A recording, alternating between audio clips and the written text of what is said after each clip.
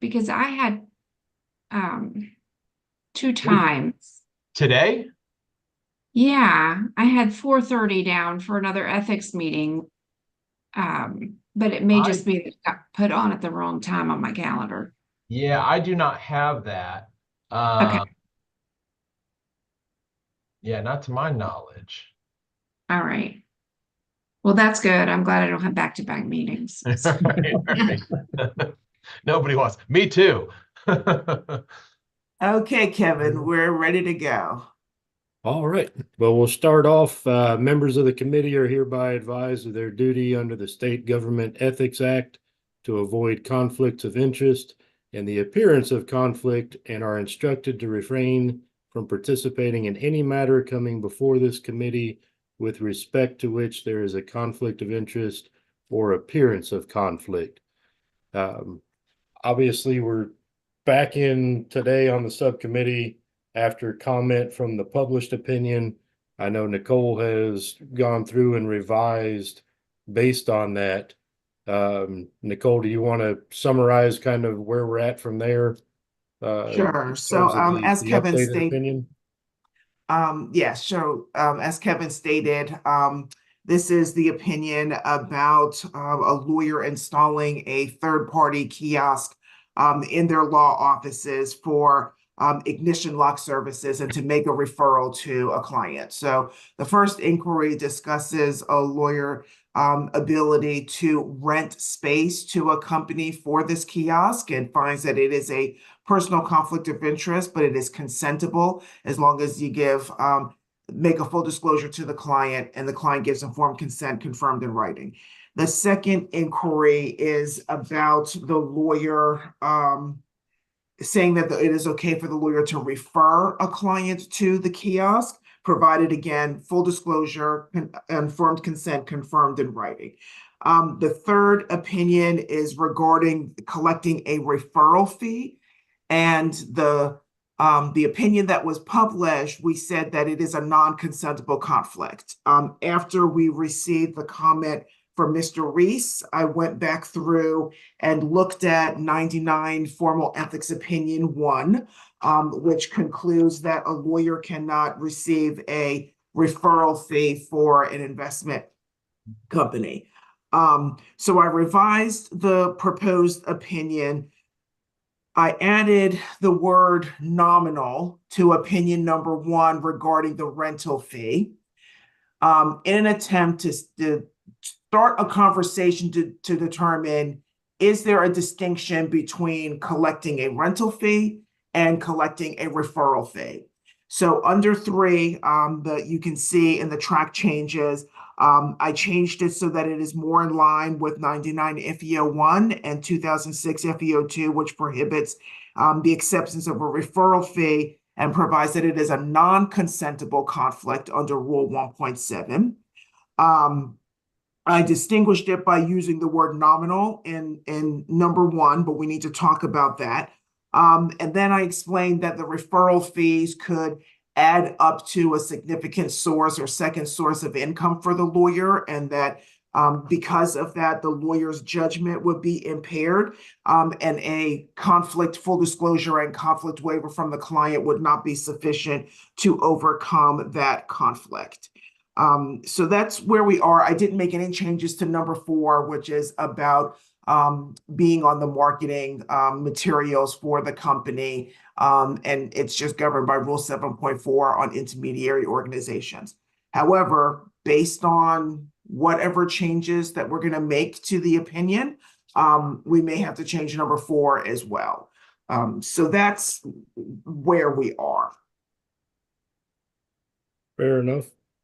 And I know you had invited Mr. Reese. It looks like he's on the call.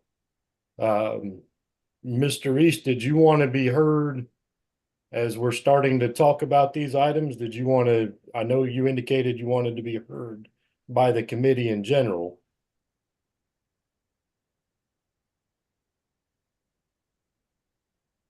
Can you hear me? Yes. Yes. All right, very good. No, I don't need to be heard today. I set out my feelings pretty clearly, I think in the letter I sent, I'm just interested to see what the subcommittee does and what everybody's thoughts are, but I appreciate it. Understood. Yes, sir. As far as everybody else, with the revised opinion as it is now, does anybody have particular comments, or just as Nicole was stating, in terms of a potential distinction or lack of distinction between rental or referral fees? Fran? Hey, everybody. So I was just thinking a little bit about rental fees versus referral fees and looking at what Nicole had drafted. And one thought I had, in addition to nominal, would be to add a fixed nominal monthly rental fee. I mean, I know that rents are normally fixed anyway, at least for, 6 months to a year. But I was just thinking of how we could continue to make that distinction between referral fees and rental fees, because rental fees are not going to change based on the number of referrals.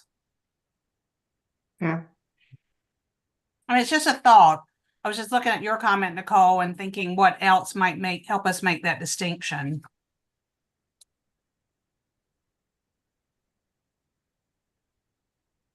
Is it a fair assessment that everybody's on the same page with saying no in reference to the referral fee part? Okay. In reference to the rental fee, and I guess we go one at a time. In reference to the rental fees, is there discussion from the group on that in terms of how to treat it? I don't see a distinction between rental fees and referral fees myself. So I have a problem with that. I just, and I know I'm learning the longer I'm on these committees that, we're not here to necessarily police the lawyers. We're here to make decisions about what their ethics rules say you can do, can't do. But, if you're not sending them referrals, they're not going to keep the kiosk in your office. So, there's a give and a take there, whether we're saying the referral fee, you can accept a referral fee or not. I mean, I just have a problem with it. It's my opinion, sorry, but I think that there's not really a distinction there, and maybe y'all could educate me and tell me different, but I don't see a distinction. So Jay, let me ask you, do you think, I'm hearing that you're saying that the answer to both questions should be the same. Yes. Is that yes, consentable with informed consent, or no, it's a non-consentable conflict and the lawyer cannot have this kiosk? No, it's a non-consentable conflict, is my feeling. Okay. And Jay, just so I understand, so with any amount of rent, like nominal doesn't make you more comfortable. We're talking about the opinion as it currently stands is my question. Well, the problem I have with nominal. No. I'm not, you really don't have to, I'm just making sure factually I understand. Yes. Yeah. Okay. Yes. Okay. Yeah. Right. What about, Jay, if there were if we said no, you can't collect rent? Are you comfortable with the kiosk being in the office? No rent, no referral fees? Yes, I don't think that's implicates a problem with the rules if you do that.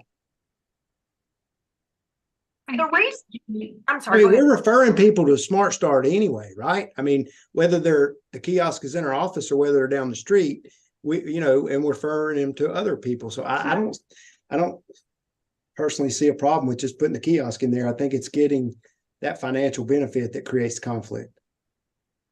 Yeah, I think Jay makes a good point in that you're providing services for your client, and then not necessarily for the kiosk provider, and then having no fee really eliminates any question as to loyalty and who the lawyer is supposed to be serving. And so if you have the kiosk as a benefit to your clients and you're not financially benefiting from it yourself, I think that's the clearest setup.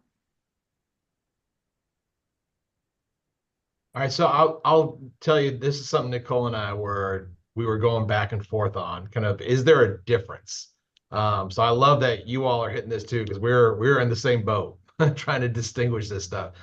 The thing that I guess a question for the group, is it a problem for a lawyer to collect rent in any regard, like an office share? Let's say lawyer has, an estate planning service, and they've got a CPA that decided to rent some office space from the lawyer's office.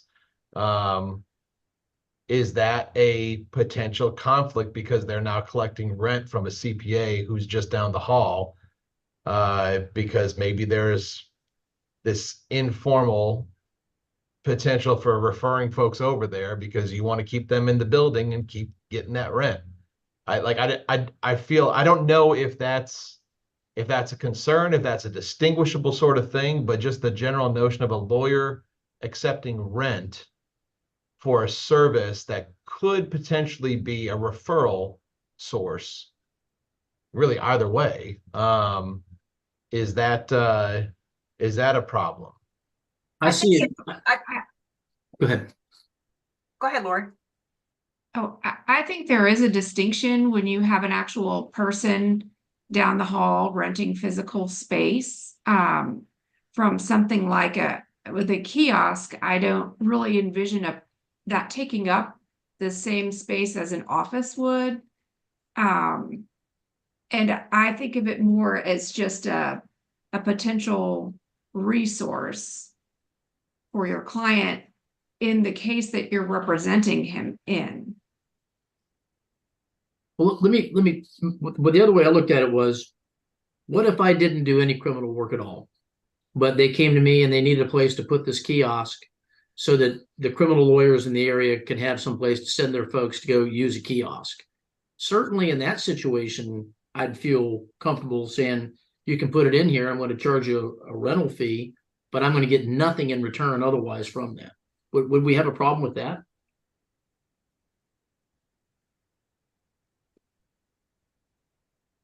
Well, I think the distinguishing factor is there that you're not representing the client who's being referred to the service that's within your own space. I just say that sort of goes to the idea of just a rental in general. I mean, it's one that not really there to benefit my clients necessarily. It's just I'm charging somebody a fee to put something in my office. Is the natural extension, though, then if we leave it as is, leave it as Nicole has written, which I liked until Brian opened his mouth. And is the natural extension of that then, if I lease the CPA space, I cannot refer to them, even if I'm otherwise in compliance with the rules as they relate to referrals? That's what I worry. That's troublesome. Yeah. It's not helpful to clients, and it's not helpful. It's putting I think an unreasonable parameter on lawyers, so that's where I'm kind of saying, like, I don't want there to be a decision or an opinion that has unintended consequences. You know what I mean? And so trying to vet that out it's not clear in my head one way or the other, just to be clear. That was something, this is what Nicole and I were going back and forth, and why I think we were kind of talking about, well, is there a distinction between rent and the referral fee? Because the referral fee is the direct receipt of income. It's the, every time I refer, I'm going to get a kickback. The rent is this static payment that just is there, and it's, whether you refer people or not, you are not going to see a change in your bottom line. But just the placement, kind of like to John's point, is the conflict because you might be referring your clients to their service, and if that's prohibited to collect rent from that service, should that also be prohibited in other contexts? And I don't think we want to prohibit it in other contexts. That doesn't seem fair. Even though I feel like there is a distinction. Just to your point, Lori, I feel the same way. It's a kiosk versus a person, and it's like, let's not even say it's AI. We're not going to get down that one, but it's because it does feel like a very clear distinction. But the the worry that I have is that unintended consequence, the ripple effect it could have on other established practices. Yeah, because what if I'm a lawyer in a big city and I have 2 parking spaces? And I don't share space with the CPA, but I want to rent to the CPA a parking space that is mine so that they can park their car there in my office space because there's nowhere else for them to park. Can I then not, I mean, that's somewhere in the middle of that continuum that we're Yeah. talking about. I don't really see, I mean, Lori started us down this road, and I think Brian's concurring with Lori. I don't see a difference between the kiosk and this and renting to the CPA space to the CPA firm. I mean, it's still rent, right? You're getting rent from the CPA. You could potentially be referring clients there. You're getting rent from the kiosk. The idea is the same to me.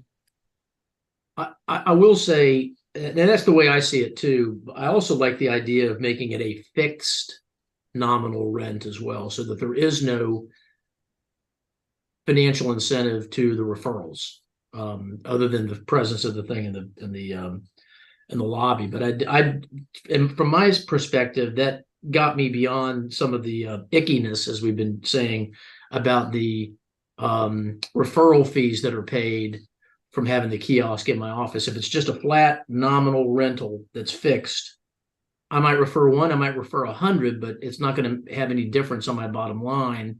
Or it might be available for other criminal lawyers in town to send their clients to come use the kiosk in my office. I feel like it's making something available that can benefit more folks than just me.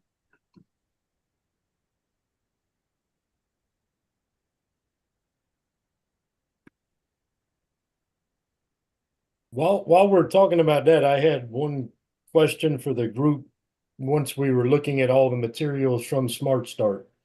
And Mr. Reese, I know you're probably more familiar with having received the pamphlet and looked into it. So if I'm incorrect, please correct me. But it sounds like if an attorney put a kiosk in their office, whether there's a referral fee or rental fee, it sounds like Smart Start's inclination would be to have a map, more or less, say North Carolina, a location map. That attorney's office is always going to appear on that map and be tied to Smart Start. Is there any issue with that, or any distinction between that and being that you would appear on a list in a chiropractor's office or something like that, where it's on the internet?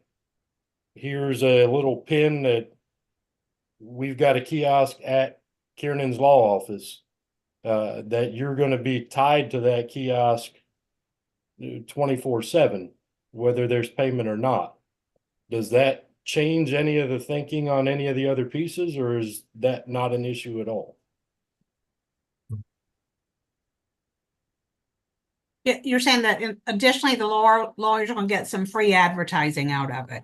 Yeah. Well, and not just free advertising, but it's if I go to Smart Start's website, I'm going to see my name on a pin, or whichever attorney's office this thing is in.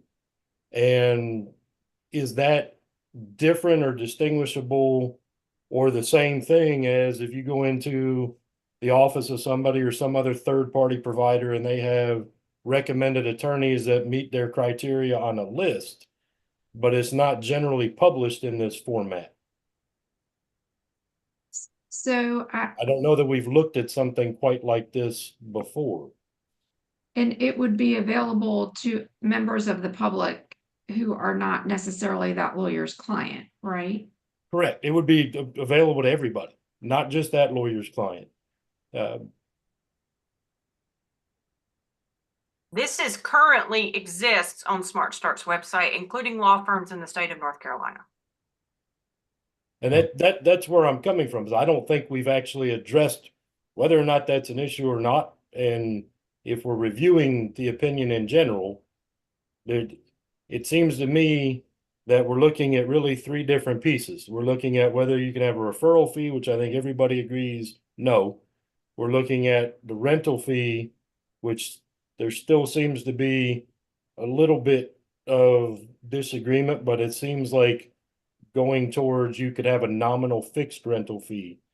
But then there's a third question that you're going to be completely tied to this, which is a little different than anything we've looked at before. Even last year, the year before, when we looked at it in reference to attorneys being on a list available at a receptionist desk in a doctor's office. While that's accessible, it's not published 24/7 on the internet and tying people together. I'm not saying it's good or bad. I'm saying I'd rather not come back again 6 months from now and re-review the opinion. I'd rather look at each of those pieces and make sure that we're all comfortable with what we put out.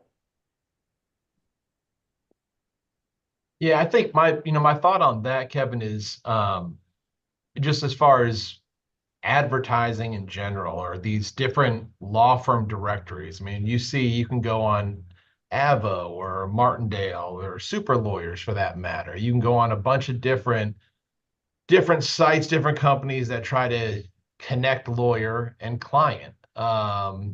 Those are the intermediary organizations that are attempted to be addressed in that new Rule 7.4. And so the general requirement for participating in those is that lawyer has a responsibility to make sure that the company is not doing something that they otherwise cannot do. They're not direct soliciting, and all that kind of stuff. And they're all their stuff is accurate. It's not misleading, and there's a full disclosure about the inclusion. Usually it's the inclusion of the lawyer in their list and lawyers paying to be included. It's for some sort of thing. This is the opposite. This is a weird one because essentially company is paying lawyer to house this kiosk in their office.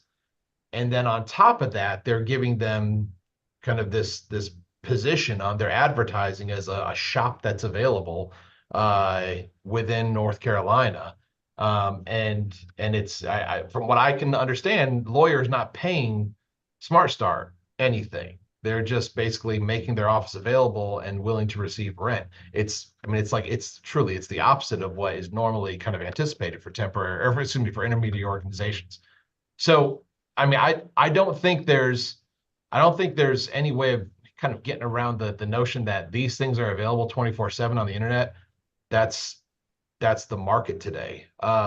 Just like any other number of intermediary organization or just online directory, website, whatever it is, that's what's going on. And so it really puts it on the lawyer just to make sure that anything that's on there is honest, and there's a full disclosure about why you're included in that list as far as the lawyer's materials. So that's why I think the opinion came out with opinion 4 that if you're a part of this network, you can be included as long as this company is compliant with obligations under 7.4, which really become the lawyer's obligations. So I guess all that's to say, I don't necessarily see a violation in being included. I recognize that that's where I think where some lawyers, I did the same thing. I pulled it up on my browser here, and I'm looking at the folks here in Raleigh. Mm-hmm. There's a couple law offices and a couple of towing and recovery shops that will help out with this. So yeah, I don't know. I'm not as concerned with the advertising thing. I think the rental fee and the referral fee are the things that it's almost like I maybe kind of, if I'm going to speak without really referencing the rules, I feel like our gut reaction is all rental fee, no. Or excuse me, referral fee, no. Rental fee, it's hard to draw a distinction, but it kind of is different, or maybe there can be because of the notion of, that we don't want some sort of ripple effect on other capabilities of lawyers to rent their offices to other service providers that may in fact be referrals, or may end up being a referral by the lawyer for the benefit of the client. The rent shouldn't necessarily disqualify in that regard, because it is kind of an attenuated, I guess, argument, right? That the person is only here because they're getting so many referrals from me that they're willing to pay for continued presence near my office. I think this one, the Smart Start, is a little more tied to performance being in the lawyer's office, as opposed to the individual CPA, financial planner, whoever it is. I mean, they can have their own business set up, but you know, if you have a kiosk that's not performing well, they're going to remove it. They're going to put it somewhere else where there's higher traffic. And so that's where it does feel like it's somewhere in between. Nevertheless, I'm just rambling now. But it sounds like with the kiosk, you also have to welcome members of the public that aren't your clients into your space. And I think that merits a rental arrangement more than I realized when I first said that was different from having a person down the hall. Yeah, I sort of equate it to the situation where in my office, we're right across the street from the courthouse. And people will come over here to get documents notarized, and we charge people just to notarize they're not clients. They just come in because it's across the street and they can get something notarized. So it's a matter of convenience, and they're not our clients, but they come into the lobby and they get it done right out there, and then they leave. I just sort of see that I can equate the two things from that standpoint. Mm-hmm.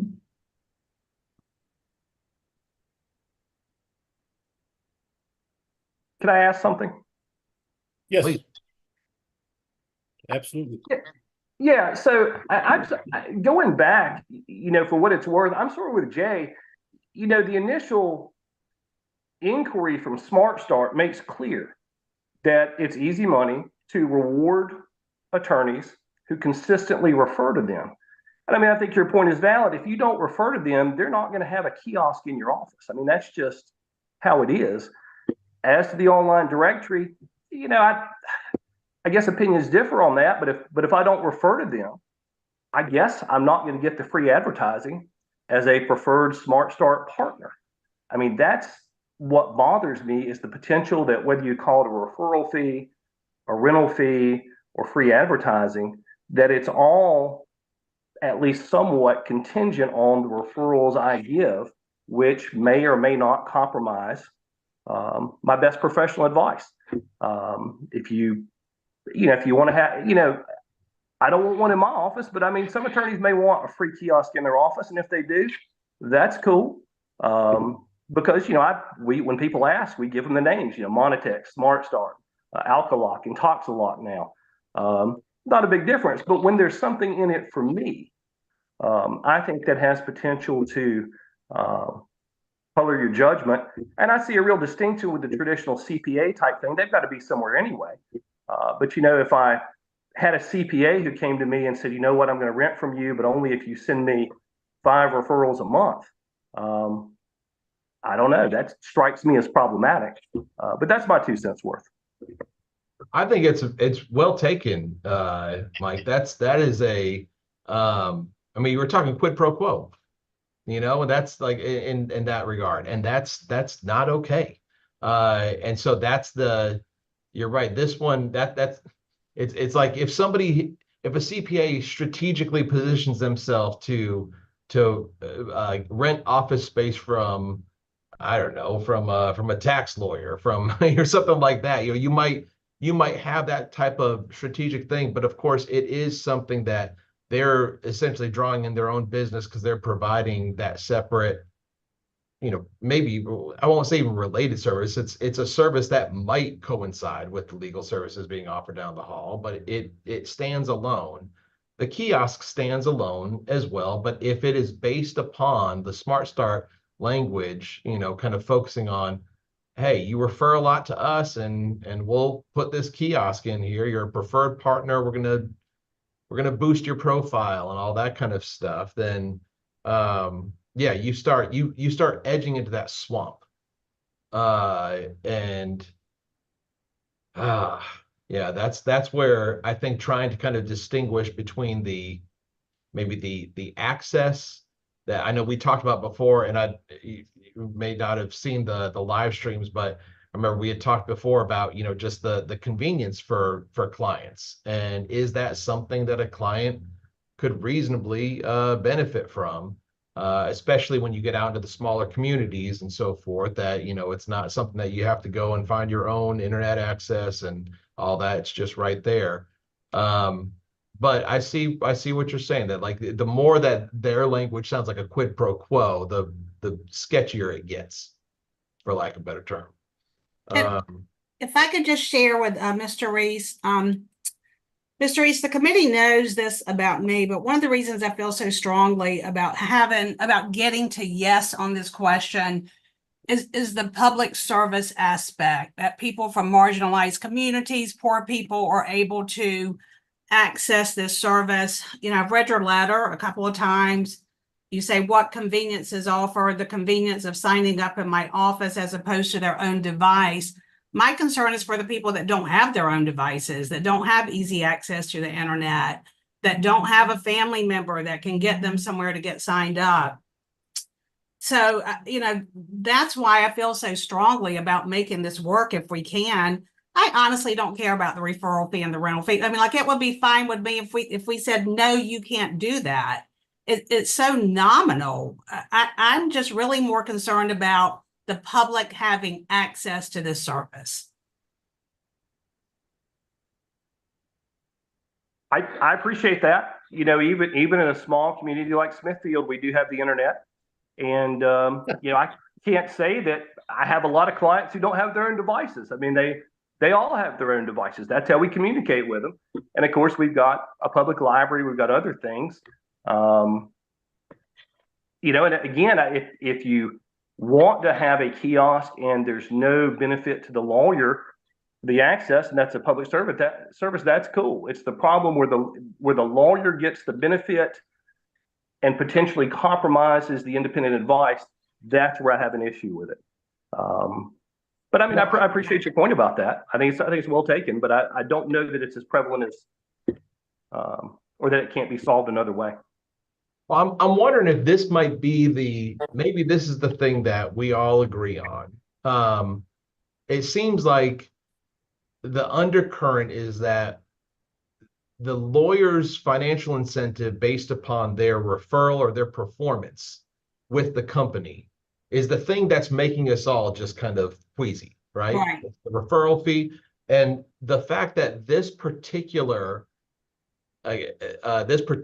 proposal is talking about, we want to put this kiosk, this access point, and it is based upon, you know, your referral, your consistent referral of clients to our program will put you in this attorney, or call an attorney referral partner, and set up the kiosk and all that. But basically, the kiosk presence in your office and the rent that's being paid is based upon an attorney's performance. And that might be, I'm wondering is that the thing that we don't like? If it's just a straight, we want to just, somebody walked in, and I'm not trying to, you know, say that like this would be perfect, but I'm just kind of distinguishing. If somebody said, hey, I want to put this kiosk in here, we're going to sign a contract for 3 years.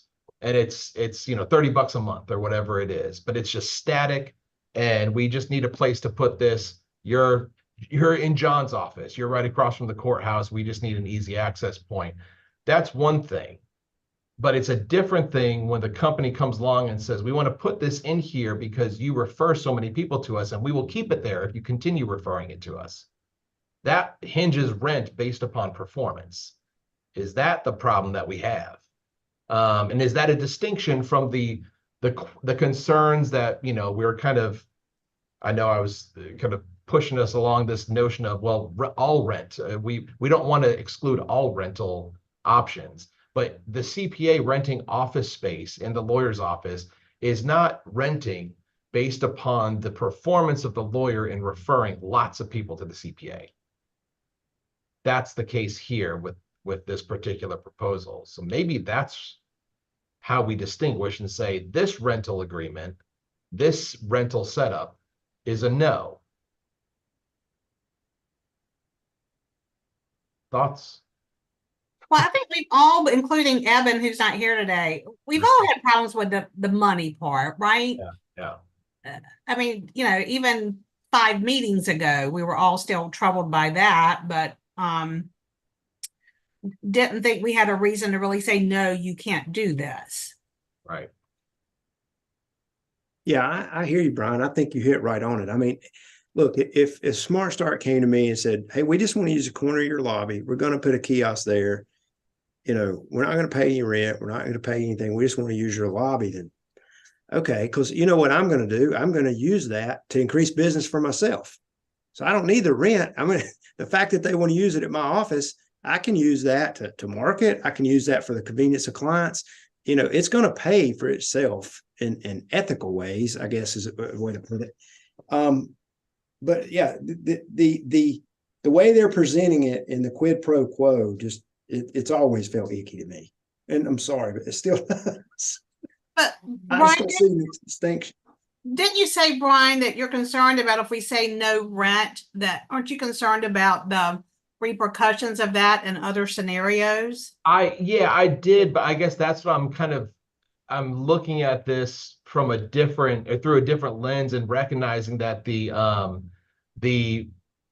request for rent, or not, excuse me, the placement of the kiosk really, and the rent being paid is built upon the performance of the lawyer. And by performance of the lawyer, I'm saying the lawyer's consistent referral of clients to the program. I.e., if lawyer stops referring to the program, then they're removing that kiosk. So rent is really conditioned upon lawyer continually sending people to the business, which creates the financial incentive for lawyer to continually send stuff. It's a personal financial incentive. So maybe that's the distinction, and I say the distinction in the sense that the CPA, the financial planner, Right. whatever, they're there just because they're renting space, Right. not because the lawyer is actively referring, and they are going to move out and deprive the lawyer of rent if the lawyer doesn't refer something. They're going to take their ball and go home. Here, I mean, I guess that's the ones I'm reading from Smart Start. And that's the sort of thing that kind of generates this incentive for lawyer to continually refer people because of the threat of going home. Well, that's why I like the idea of it being a fixed nominal rental, because there is no real incentive. If it's a nominal amount, they put it in, whether they keep it here or not, I don't care if it's a nominal rent. And I don't get any kickbacks for the number of times or the number of clients that I refer through it. And if they don't get enough of a return and they want to move it to a criminal lawyer down the street and put it in his office, fine. If it's a nominal rent, I shouldn't really care. Except to the extent that, as Jay mentioned, it's a real benefit to me to have it here. If that's the case, why shouldn't I be paying them to have it here? Which then raises the other issue we talked about, which was if you refer your clients to this service and then there's a dispute over the accuracy of the results, or if there's a dispute over the reporting, then you may be adverse and won't be able to represent your client any longer. That's a whole other issue. I agree with that. But my point is, I don't think that simply getting a nominal rent for having it here, if it's nominal, it shouldn't be an incentive for me to refer people. And if they want to have the machine here or the kiosk here just so they can have it available. I mean, I just looked in Elizabeth City, a town of 20,000 people, the county seat of a 40,000 person county. We have one here, and it's way out of town. And, I don't know how convenient that is for anybody. So I can see why they want to. I mean, we're not going to have one in my office. I can tell you that. But I can see why some people would want it, and why some people would feel that it benefits their client, and why, if it's not something I have an adverse interest to my client from, I don't see why we should have a problem with it. That's why I feel so much more comfortable with the nominal fee than a referral fee. The referral fee always felt wrong. As Mr. Reese put it, it was a kickback. I mean, that's essentially what it was. But this is different. And if it's not a financial incentive, then I don't know why we should be uncomfortable with it. So then maybe a fixed nominal rental fee that's not contingent on referrals or on exclusive referrals. Yeah. Just that you could say, you can use the Smart Start. There are also other options, and then you wouldn't be in violation. Yeah. And you still would have to make the disclosure that, if you want to use Smart Start, we have a kiosk in my office. I need to disclose to you that they charge, I charge them a rental to have the kiosk here, but there are other services that you can use. There's other entities, and, I can give that information, but I mean, of course, most clients are going to want to go right out into the lobby and access the kiosk there. I get that, but I don't know. I still don't have as much of a problem with it if it's something where I can really, where it looks like I don't really have a financial interest in it being here. Does the word nominal, is that going to cause some issues? Like, what is nominal? Possibly. Yeah. And that's a difficult one. You think about Maybe enforcement, reasonable. right? Maybe. Well, and even there, I mean, you're talking about what's nominal or reasonable in Raleigh versus what's nominal and reasonable in Right. yeah, in a Hosky. It's going to be kind of a different sort of scale. And so for enforcement purposes, that's going to be tough. I have another possible problem to raise. I mean, we have lawyers doing this right now, presumably under this master services agreement, right? And I think we need to be clear about what it is in the master services. I don't mean we have to redline the language for Smart Start. No, that's not what I'm talking about. But what is it, right? Where is it problematic? Because if I'm running Smart Start, I can tell you what they're going to want to immediately do, assuming they want to stay in those locations. Now, it's not our job to protect Smart Start, of course, but my point is what we don't want is a flood of questions from lawyers saying, well, if the contract says X or if the contract says Y. I mean, I'm having a hard time finding the quid pro quo in the master services agreement. Yeah, I see it as like an indirect quid pro quo. Right. Because they're kind of saying, hey, if you are our attorney referral partner and you consistently refer stuff, we want to put this kiosk in there. It's not expressly stating it, but I guess I'm indirectly interpreting it to say, if you are not consistently referring people to us, then we will take this kiosk and the rent away. And we know the market works that way. Clearly, the market works that way. Absolutely. But I'm not sure a lawyer does something wrong if the contract doesn't say that. And there's just, do you see what I'm saying? Am I over?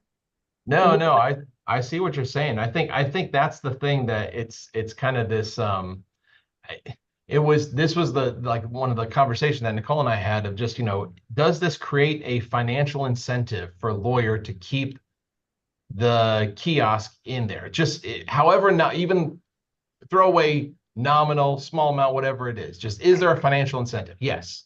There's a financial incentive for a lawyer to keep that kiosk in there. Are they going to, per just regular market rules, remove it if lawyers never referring anybody? Yeah, they are. That's going to deprive the lawyer of rent.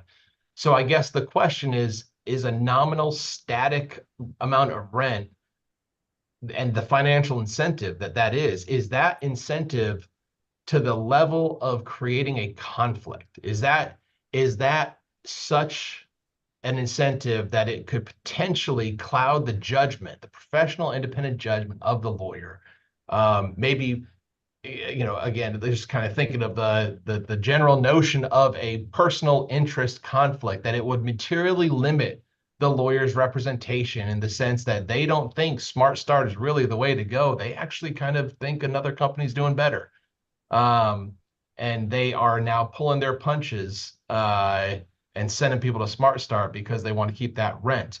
Is the rent to a high enough level that it actually creates a kind of, or introduces a cloud on the lawyer's judgment? And that might be person to person. Established law firm, probably not. Brand new lawyer, maybe. Yeah, that's my response.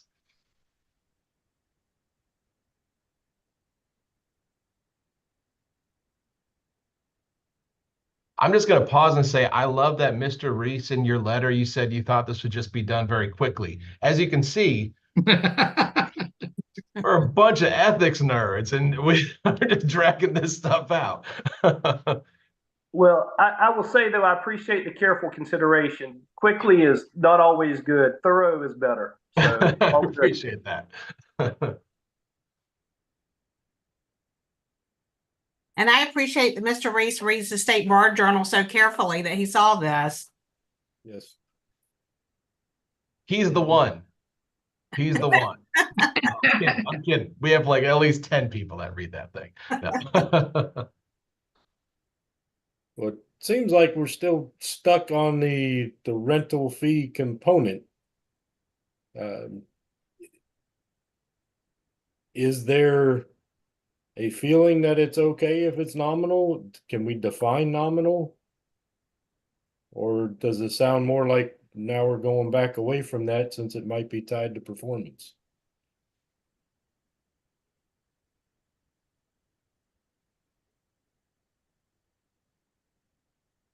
I guess, Kevin, everybody, I'm just kind of back to John made me look. I mean, there's not even anyone in my whole district. There's not a Smart Start. So, if I put one downstairs, it's probably going to be a good thing for clients. I just don't see why we just say, well, you're not allowed to accept any money from it, and let the lawyer figure out how to use it to their benefit without rent and without royalties or kickbacks, whatever you want to call them. I don't know. I just still have a problem with how you distinguish it, and nominal doesn't clear it up for me. Can it be written, Brian, as you can, what Jay just said, except, as long as there's no quid pro quo? Or does then that just uncomfortably open it up for rentals and there's an indirect quid pro quo? No, I think you could say that, like, essentially the financial incentive, to me, that's what we keep on getting back to. The financial incentive is what creates the conflict of interest, right?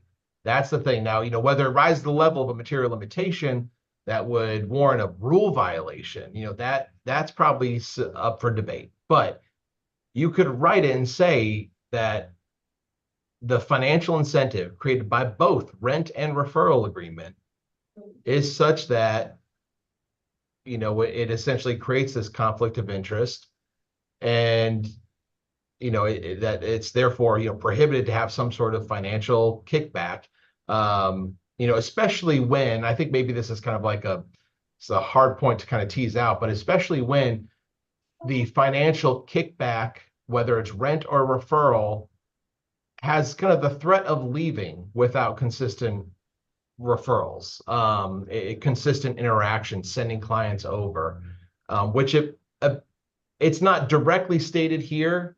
I think it kind of is cynically interpreted to exist here, or be present here.